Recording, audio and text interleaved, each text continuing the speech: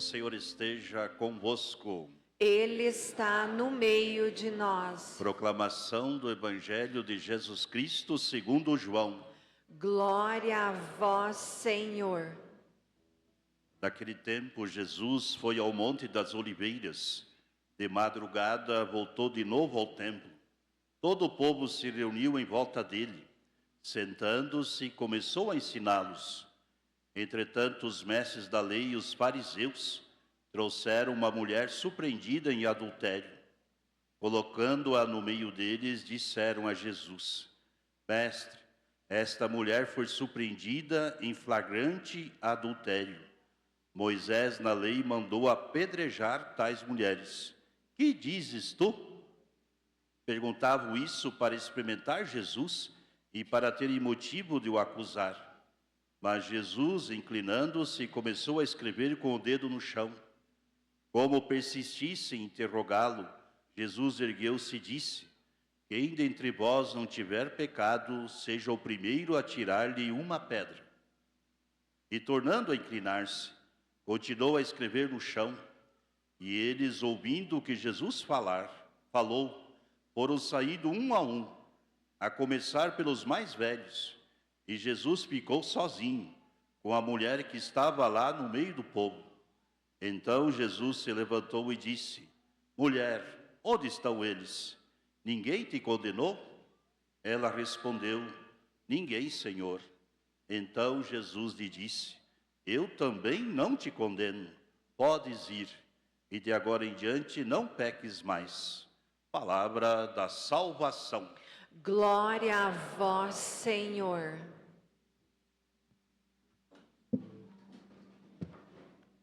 Querida comunidade, Márcio, Cauã, que hoje receberão o batismo e a crisma, o Cauã também vai receber a primeira Eucaristia. A nossa comunidade se alegra com vocês. E vocês também estão alegres com a nossa comunidade. Essa comunidade aqui é muito boa. É só você pedir aí fora o que é a catedral. Comunidade viva, que trabalha, que se doa, que acolhe, que faz o bem. Podemos dizer que a nossa comunidade também é portadora da misericórdia, do perdão. E olha onde vocês estão entrando. Vocês não estão entrando num barco furado. Pelo contrário. Vocês já perceberam o quanto essa comunidade já fez bem para vocês. Foram acolhidos. A comunidade indicou um catequista para prepará-los para esse momento. Agora a comunidade acolhe para receber os sacramentos. Vocês entraram pela porta que já estava aberta. Porque não é uma comunidade fechada. Não é uma comunidade preconceituosa. Não é uma comunidade que escolhe quem deve estar aqui. Sempre podemos dizer que a nossa igreja, durante o dia, até altas horas da noite, sempre está aberta. Quanta gente que estava longe, viu a catedral aberta e entrou. E quando entrou num lugar sagrado.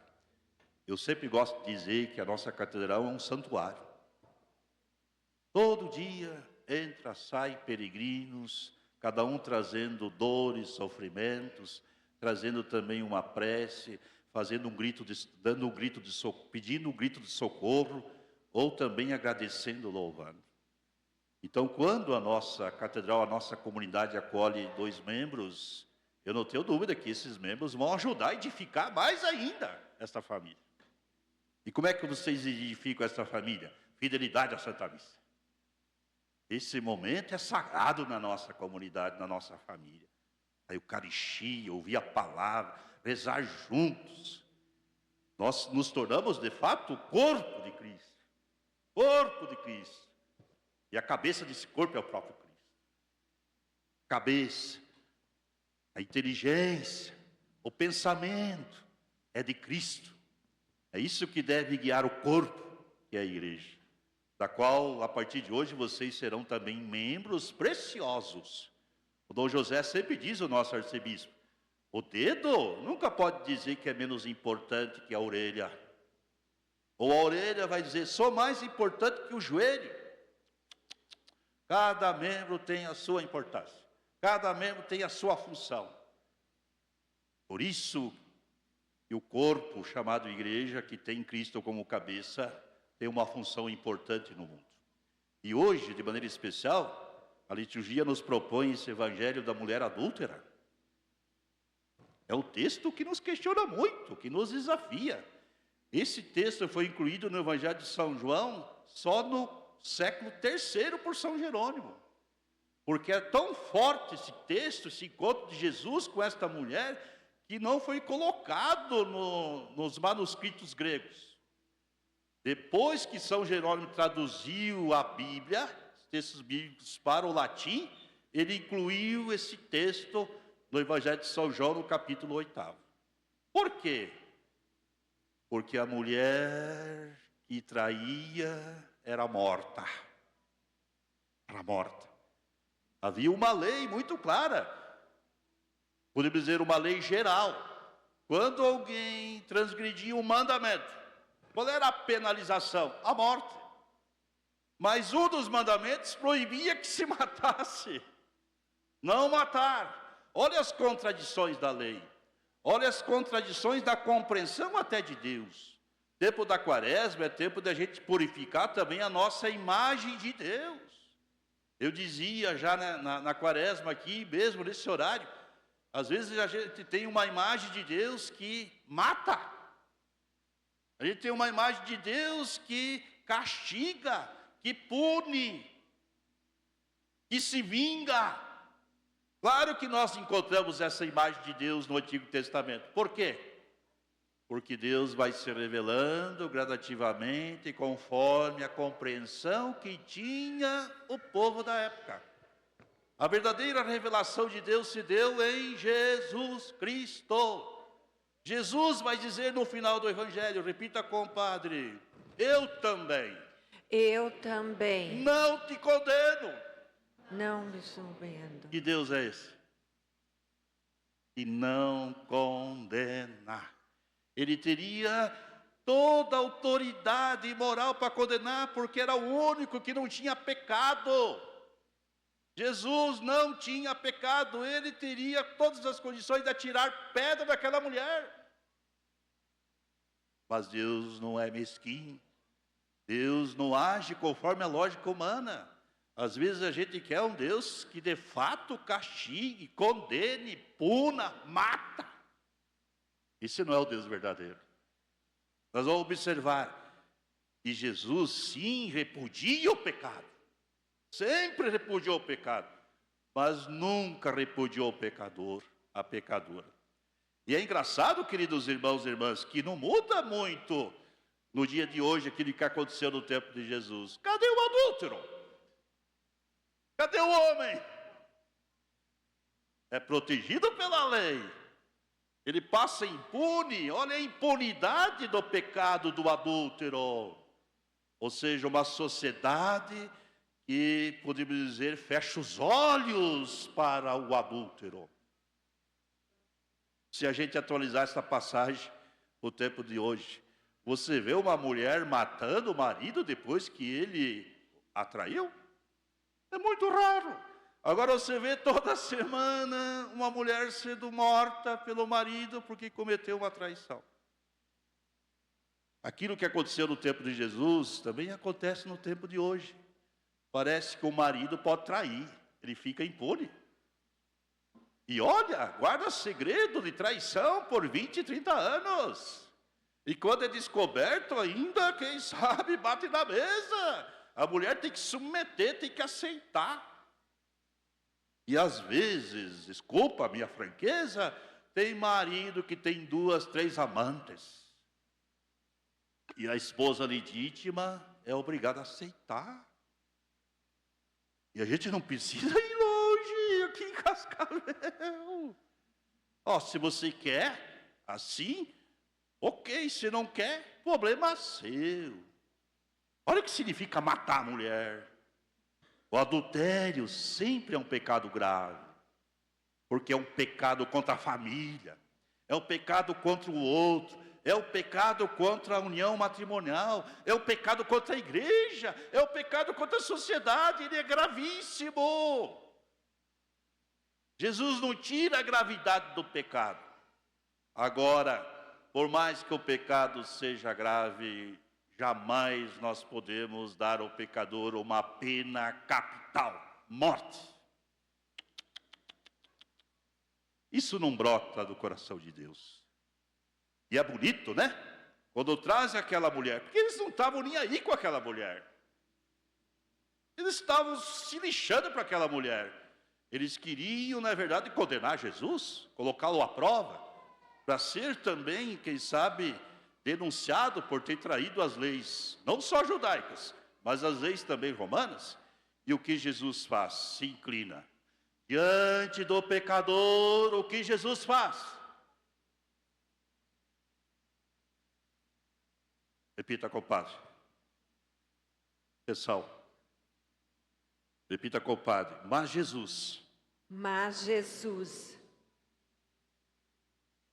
inclinando-se,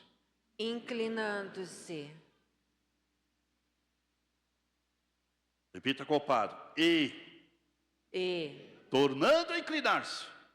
tornando em verdade, Continua a escrever no chão. escrevendo a história. Olha a atitude de Deus diante do pecador, da pecadora. Se inclina, dobra os joelhos. Ou seja, não se coloca numa posição superior. Quem se coloca numa posição superior aponta o dedo, julga, condena. É isso que faziam os mestres da lei e os fariseus. A atitude de Deus é espetacular. Os questiona muito diante do pecador qual deve ser a nossa atitude. Alguns exegetas interpretam e provavelmente ele escrevia no chão uma profecia de Jeremias, que dizia: quem, podemos dizer, condena e julga os outros, vai se tornar como pó da terra. Está lá, profecia de Jeremias. Por isso que ele escreve no pó o nome destes. Esse tipo de comportamento em relação ao pecador os condena. Eles terão como destino a destruição completa. E aí vem o mais importante, queridos irmãos e irmãs. Repita, compadre, finalzinho do Evangelho. Então, Jesus se levantou. Jesus se levantou. Para fazer o quê? Mulher. Nós mulheres. Mulher, Onde estão eles? onde estão eles? Ninguém te condenou? Ninguém condenou? Por que não condenaram ela? Porque Deus denunciou os pecados que eles tinham. Também graves. Quem sabe muito mais grave que o pecado daquela mulher adúltera. Condena, julga, aponta o dedo. Quem não enxerga os seus próprios pecados, que provavelmente são maiores, são mais graves. Quem não tem pecado, não condena. Quem não tem pecado, não julga. E ninguém pode bater no peito e dizer que não tem pecado. O único que não tem pecado é o Filho de Deus, é Jesus. E aí vem, né? Depois que ela responde, ninguém, Senhor. Aí vem a resposta bonita de Jesus que eu retomei, né? No início da homilia. Repita, compadre. Eu também. Não te condeno. Não te condeno. Podes ir. E de agora em diante. Não peques mais. Não peques mais. Aqui tem algo surpreendente que nós até como igreja temos dificuldade de entender. Ela não se arrependeu, ela não manifestou arrependimento, ela não pediu perdão. Deus a perdoou. Não aparece no texto ela suplicando, chorando: Senhor, me perdoa por esse pecado. No nosso sacramento da confissão, Para ser absolvido tem que ter arrependimento, não é isso? Tem que ter arrependimento. Aqui a mulher não apresenta nenhum tipo de arrependimento. Por estar nessa condição miserável, Jesus já dá o perdão para que ela se levante e mude de vida. Espetacular a atitude de Jesus. A gente espera, né, que a pessoa dê provas de fato que ela está arrependida pelo mal cometido. E não aparece no Evangelho isso. E mesmo assim Jesus a perdoa. Termino retomando o salmo de hoje, né? Salmo 125. Reze com o Padre, maravilhas. Maravilha. Fez conosco, Senhor. Fez conosco, Senhor. Exultemos de alegria. Exultemos de alegria. Quando a gente é perdoado, repita, exultemos de alegria. Exultemos de alegria. Quando alguém estende a mão, Exultemos de alegria. quando alguém não nos condena, Exultemos de alegria. quando alguém não nos aponta o dedo. Exultemos de alegria. Por quê? Porque isso é uma grande maravilha. Nós estamos agindo como Deus age para conosco. Maravilhas fez conosco o Senhor. Louvado seja nosso Senhor Jesus Cristo.